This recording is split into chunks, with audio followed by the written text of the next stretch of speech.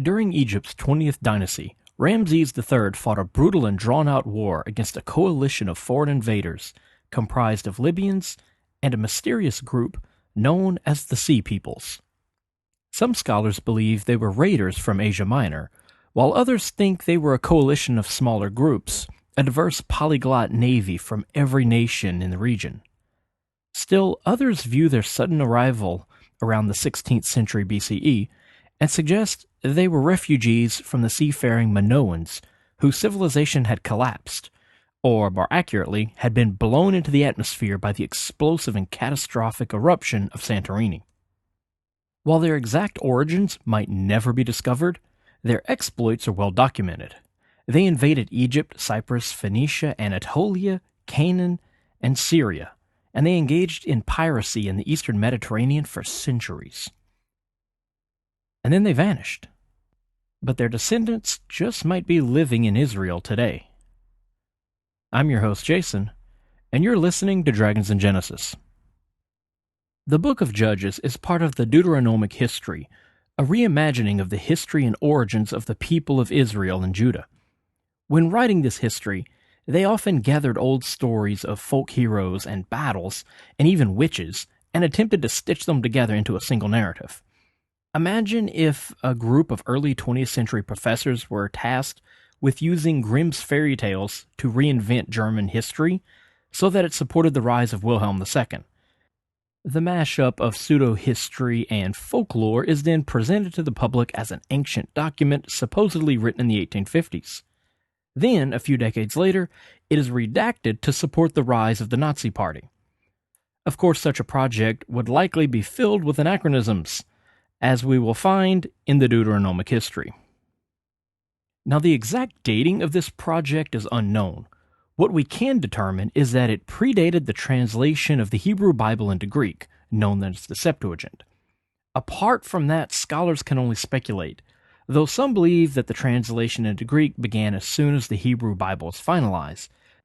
This could place the books of the Deuteronomic history as late as the 2nd century BCE or as early as the 6th century BCE, though redactions could have been occurring at the same time as the translations, meaning an Old Testament could be finalized in Hebrew, but undergo revisions the day before that particular page is translated into Greek.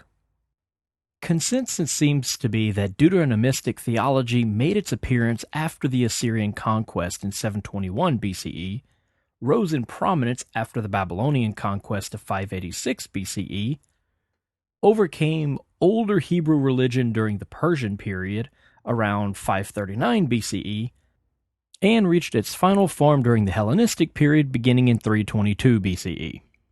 Now, the Book of Judges, containing 21 chapters, is set during a transitional period between the Israelite conquest and the rise of the monarchs. The stories depict a slow descent into anarchy, as the leaderless descendants of Abraham engage in idolatry, paganism, forming alliances with their enemies, selling out their countrymen, and at one point nearly eradicating an entire tribe of Israelites. These troublesome times are interspersed with tranquil periods in which the people have found a temporary leader who somehow manages to ease the tensions with their neighbors. These people are called judges, though they don't really do any judging. They're primarily tribal leaders who, according to the book, prevent the people of Israel from suddenly and inexplicably turning to paganism. It seems that the natural state for humanity is to ignore the giant deity whom they've met in person on countless occasions, in favor of literally any other god who their neighbors might be worshipping. On the surface, the setup and cycle of each story makes very little sense. They pretty much all go as follows. A person leads the people and everyone worships Yahweh and keeps his covenant and the entire nation knows peace. Then that leader dies with no one to step in as a replacement, so the people instantly forget their manners and their religion and adopt the gods and practices of foreigners.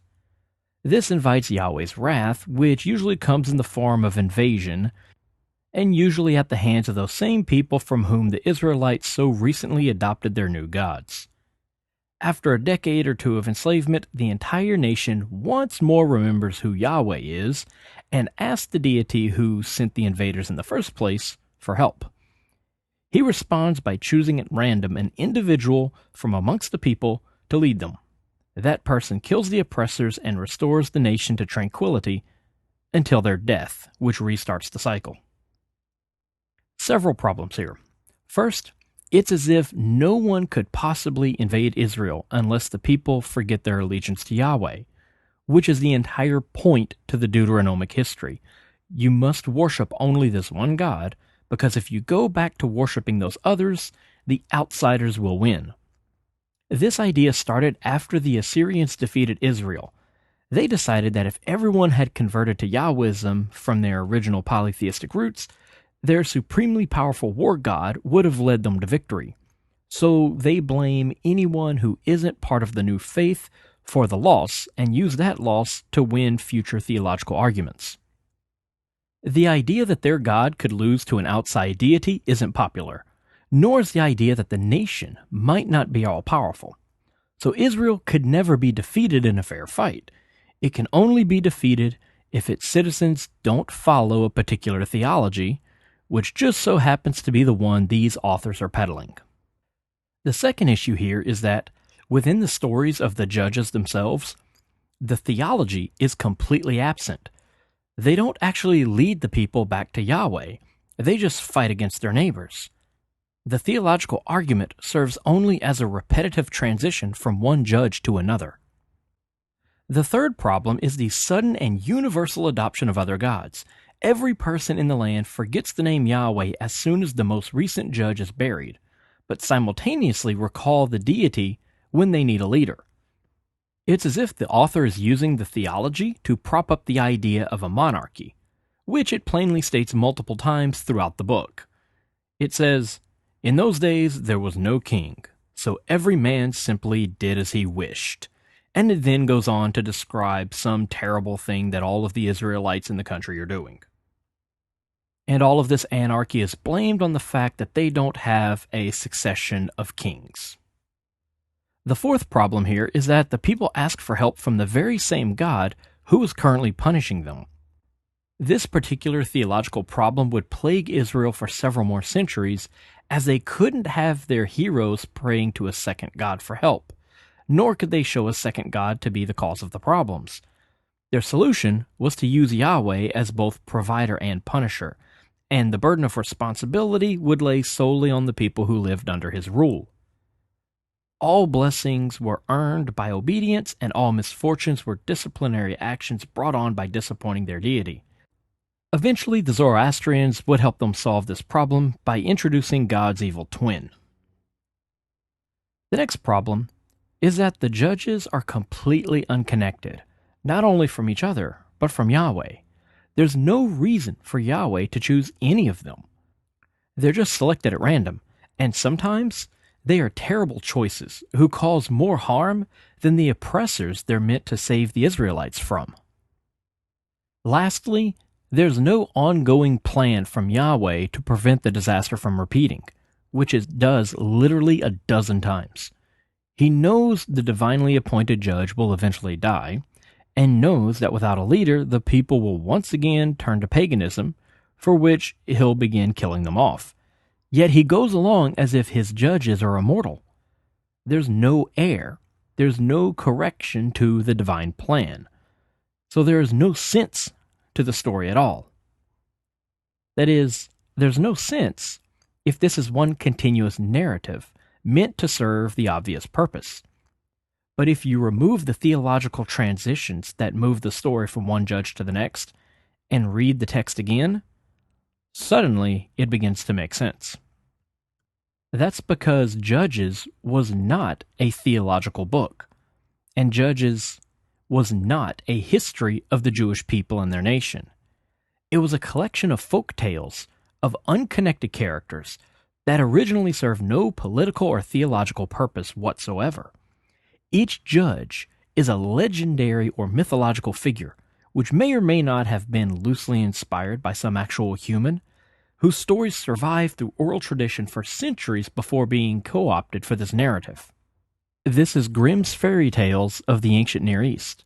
The politics and theology were then shoehorned into the collection, and the book was dropped in between Joshua and Ruth. Now that we're all up to speed and have a little bit of context, we can start looking at my favorite book of the Bible. Judges begins by telling us that after Joshua died, the tribe of Judah was chosen by Yahweh to lead the attack against the Canaanites. This closes in on the authorship of the book, as it's being told from the point of view of those living in the southern kingdom, as opposed to the northern kingdom of Israel. But it also contradicts the earlier book of Joshua, in which all the enemies of Israel were conquered and slaughtered by the invading Israelites. What we have may be two distinct conquest stories. One, the book of Joshua, depicts an outside force of invaders entering the promised land and wiping out the natives.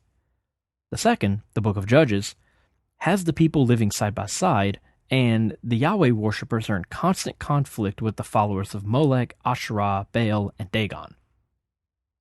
With the tribe of Judah leading the way, the Israelites conquer the city of Jerusalem, put the inhabitants to the sword, and burn the entire city to the ground.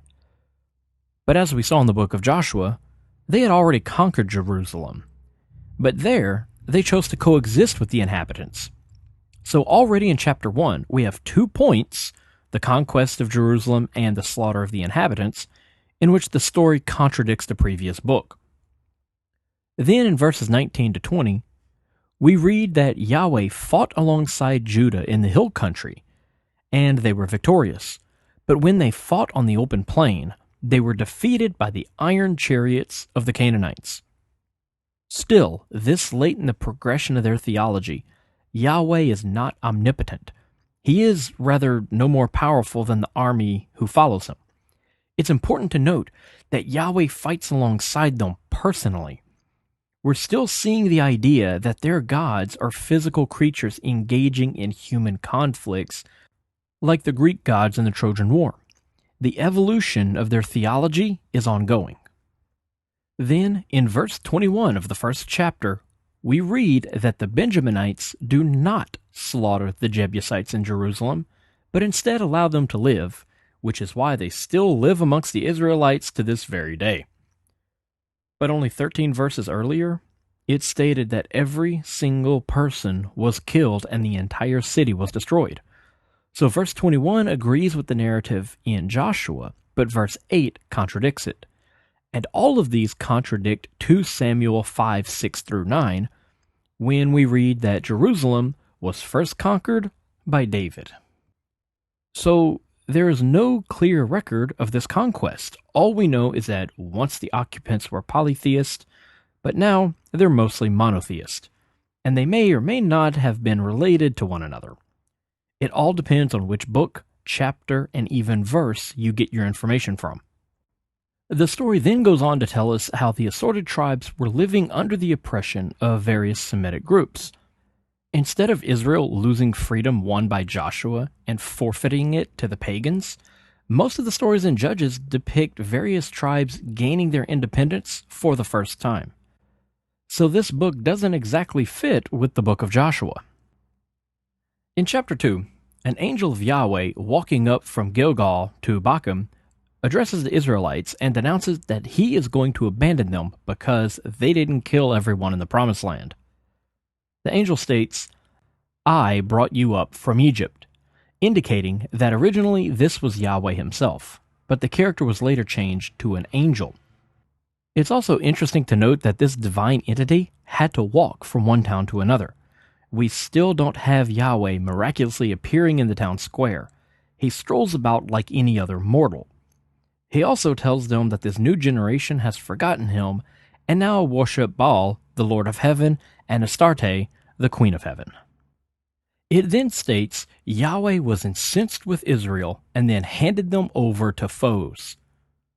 So in his speech, which he delivered in person to the people in the town of Bochum, Yahweh tells them what they did wrong and then handed them over to the invaders. However, at the end of the first chapter, they were already being ruled by outsiders. The author, or rather authors, are having trouble keeping their timelines straight. It then tells us in chapter 2, verses 15 to 18, that in their military campaigns, Yahweh actually fought against Israel because they were worshiping other gods. Let's consider that for a second. Yahweh fought on the side of the pagans against the Israelites because the Israelites were becoming pagan. Finally, at the very end of chapter 2, Yahweh states that he did not drive out all the Canaanites because he wanted to test the Israelites.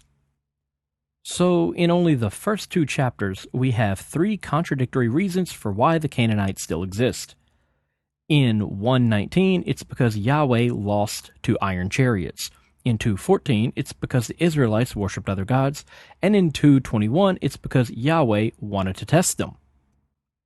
And while Yahweh is punishing the Israelites for not driving out the Canaanites, he is also admitting that he is the reason they're still around.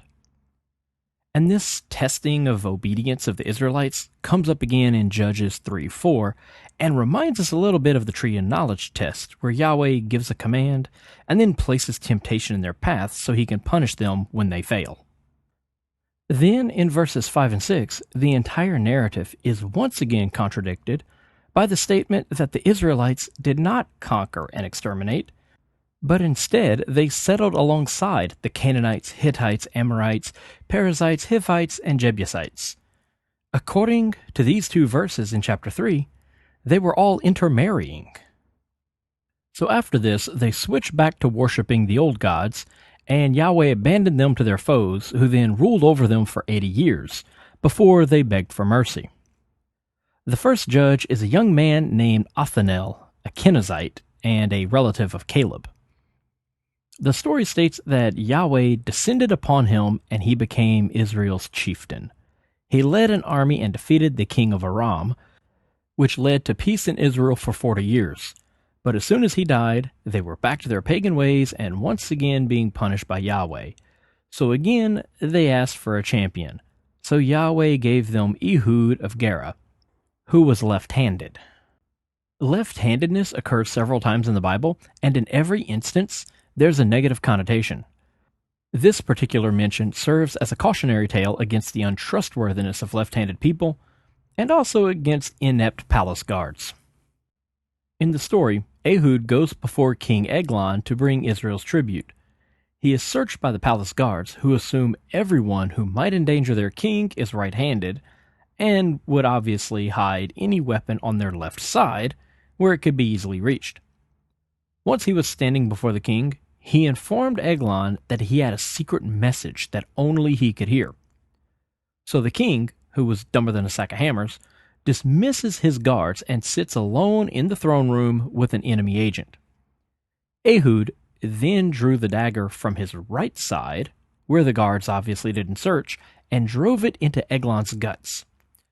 The story then gets graphic at this point and tells us that the wound was so great that, and I quote, the filth fell out. Obviously, this would have invited laughter from their rather crude audience. Ehud locked the chamber doors and then snuck out. After he fled the scenes, the courtiers return and find the door locked, and they then say, he must be relieving himself in the cool chamber. After a long wait, they eventually unlock the door with a key and discover their dead king, leaving us to wonder who exactly recorded their words and actions and then passed the report along to the Israelites. It's sort of like all those conversations in the Gospels in which Jesus is talking to Yahweh and there's no one around to write it down. So anyway, Ehud then led an army and killed 10,000 Moabites.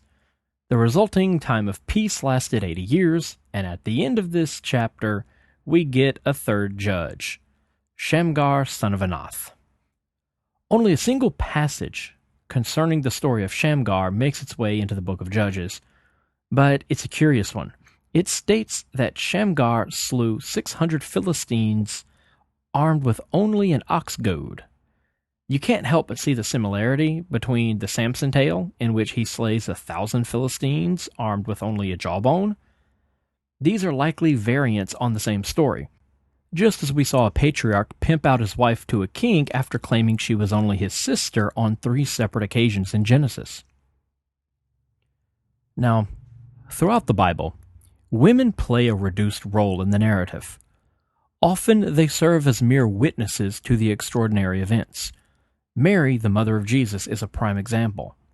The woman who gives birth to and raises the Savior of the universe speaks on only 2 or 3 occasions, and does virtually nothing apart from becoming impregnated by a spirit and encouraging her son to alchemy up some cheap booze.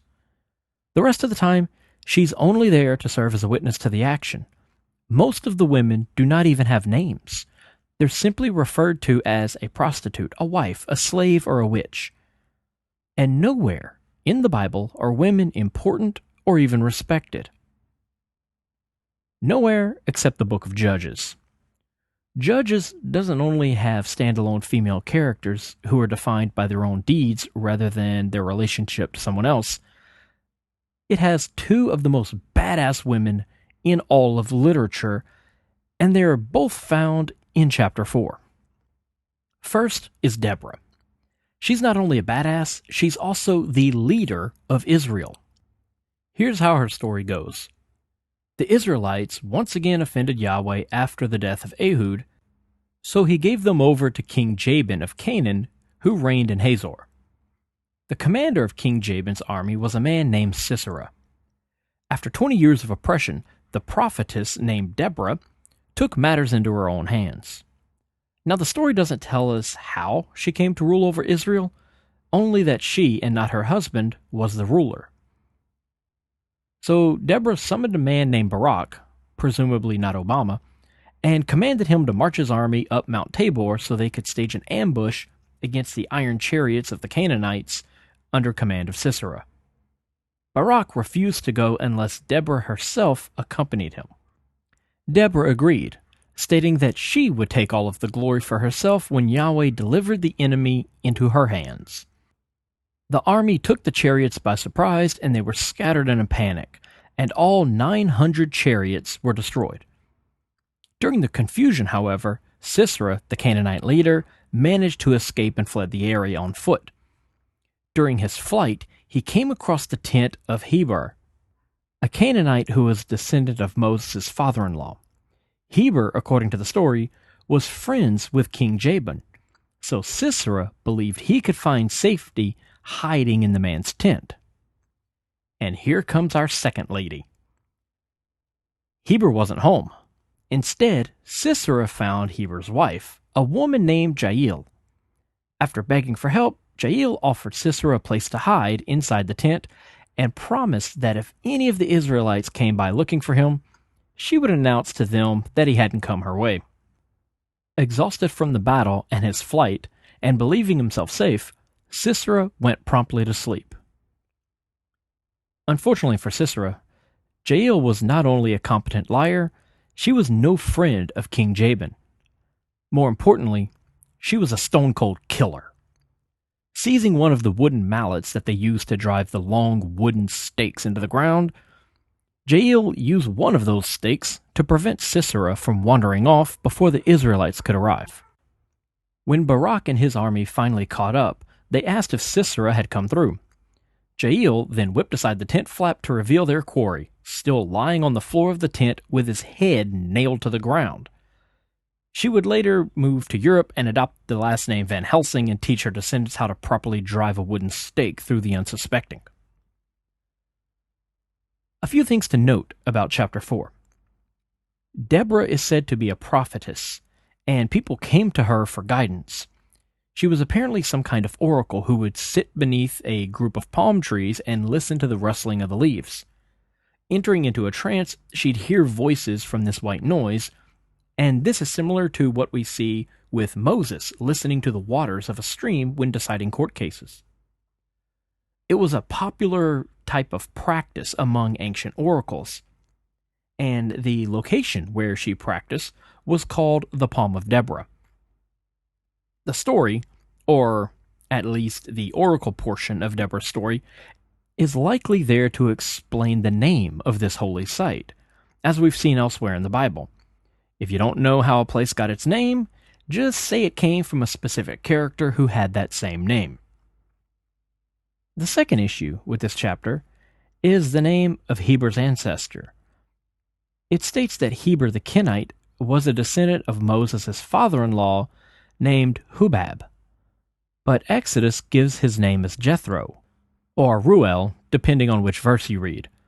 Now Moses had two wives, Zipporah, the daughter of Jethro, and a Cushite woman who is never named. Jethro is the Kenite, but we have two other names for him, Ruel and Hubab. Now this shouldn't be surprising, as ancient stories have over a dozen different versions of the Moses story, so they could easily have multiple different names for the same character who isn't really that important. After the battle, King Jabin was eventually crushed by the Israelites, and Deborah sang a song of their victory, creating what is known as the Song of Deborah, which takes up most of chapter 5. Now, I'm not going to dissect the entire song, as it's mostly boring, but there are a few items of interest. The first comes from verse 4, when it states, O Yahweh, when you came forth from Mount Seir, when you advanced from the nation of Edom. Once again, we have a direct reference to Yahweh being a local god from the south of Judah. The oldest references to Yahweh from the region are not in Israel, but in Edom and Midian, in a land associated with Jacob's brother Esau. This is also another in a long string of references to Yahweh occupying a mountain, this time Mount Seir instead of Horeb or Sinai. And in the very next line of the song, it states that the mountain quaked, adding to the growing collection of volcano imagery associated with Yahweh. In verse 7, Deborah is called the mother and the deliverer of Israel. As we've seen with Abraham, Isaac, and Joshua, it was common for deities to be demoted to the position of ancestor or leader after the Israelites made their switch to monotheism. Could this line in an ancient hymn be a reference to a mother goddess once worshipped in ancient Palestine? The next problem, and perhaps the most curious passage in the entire Song of Deborah in chapter 5, comes from verse 17. There's a section that talks about the origins of each tribe and how they joined up during the war. And when it comes to the tribe of Dan, it reads, Dan, why did you linger by the ships? Now we're talking about a group of nomadic shepherds crossing the desert and then engaging in war, when suddenly an entire tribe is said to come from the sea and hung around with their boats. What is this about? We'll come back to Dan in a second after we talk about the time frame. The Song of Deborah is one of the oldest parts of the entire Bible, and linguistic analysis suggests this song dates back to the 12th century BCE. It's one of the earliest examples of Hebrew poetry. Now, what does that have to do with the tribe of Dan, originating from the sea instead of crossing the desert like everyone else? The answer might be in the name. The city of Ugarit, in modern-day Syria, was attacked and partially destroyed near the end of the 12th century BCE by a mysterious group of raiders from the Mediterranean called the Sea Peoples. We've already mentioned this city countless times, as it's from their writings that we know much of Canaanite mythology, including the relationship between El Elyon and Dagon and Baal Hadad. These Sea Peoples raided settlements and cities as well as trading vessels all across the Mediterranean for centuries. They even launched direct assaults on Egypt, the most powerful nation in the region at that time. Another name for these Sea Peoples was the Dinyan. The Amarna letters in Egypt make mention of the Danuna, and if Amarna sounds familiar, read up on Amenhotep IV, also called Akhenaten, who introduced the concept of monotheism and counter-religion to Egypt. The Danuna were a group of seafaring people of unknown origin who raided up and down the Mediterranean and even engaged in piracy. The Hittites mention a group of settlers who arrived from the sea called the Dananaim. According to Greek myth, the expeditionary force that attacked Troy was called the Danans. Mycenaean writings mention the Danoi. All throughout the Mediterranean, from the 16th century to the 11th century BCE, we find mention of groups of people sailing the sea, attacking ports, and engaging in piracy, and even all-out war against major cities and nations. Their origins are unknown, but the names referenced by each culture are strikingly similar. The Dinyan, the Danoi, the Danans, the Danites, the Danuna, the Dananayim. By the 11th century, they mostly vanished from history. So where did they go? Why did they suddenly stop raiding the Mediterranean in the 11th or 12th century BCE? Could these Dinyan be connected with the tribe of Dan, who lingered by the ships? We may never know the answer to this question. We may never know where these people came from. But according to Egyptian records, around the 12th century BCE, the same time the Song of Deborah was written, and mentioned the tribe of Dan lingering by the ships in the origin story of the 12 tribes of Israel, these mysterious sea peoples began to settle down. And they settled in a land called Canaan. We'll continue our study of the book of Judges in the next episode. Until then, please like us on Facebook at facebook.com/dragonsingenesis, where you can send me any questions or comments you might have. Subscribe and give us a good review on iTunes or wherever you find your podcast. And as always, thank you for listening.